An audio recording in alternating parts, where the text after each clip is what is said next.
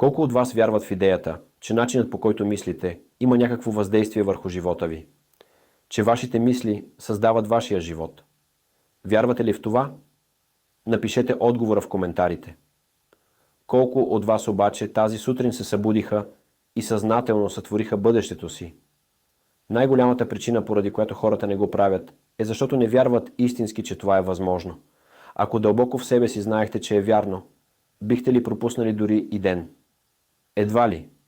Бихте ли позволили на мисъл, която не искате да преживеете, да ви обегне?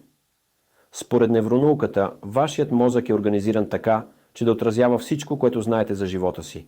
Мозъкът ви е запис на средата ви. Той е запис на миналото. Ако вярвате в това, тогава контролира ли средата ви мисленето или вашето мислене контролира средата?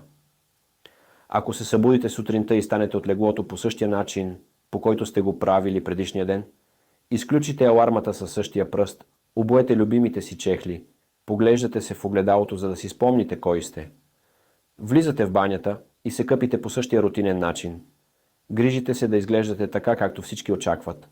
После пиете кафе от любимата си чаша и шофирате до работа по същия маршрут.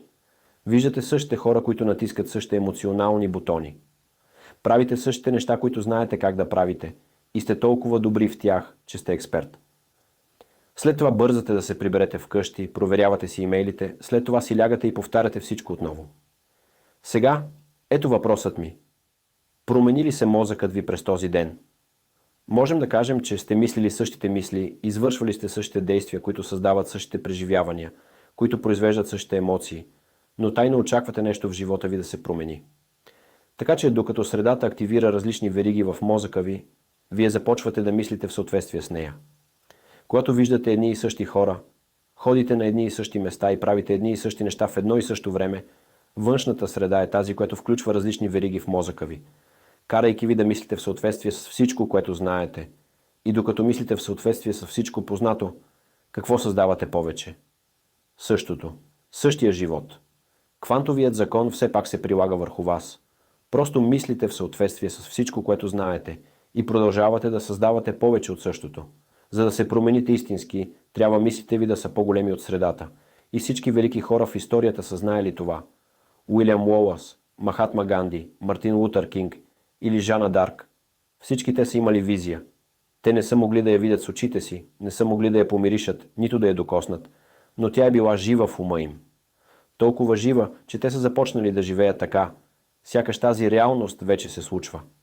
Можете ли да повярвате в бъдеще, което не можете да видите или усетите, но за което сте мислили достатъчно пъти в ума си, че мозъкът ви буквално се е променил, за да изглежда така, сякаш събитието вече се е случило? Невронауката казва, че това е напълно възможно. Вашата личност създава вашата лична реалност.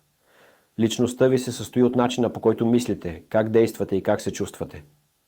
Настоящата ви личност е създала настоящата ви лична реалност, наречена живот.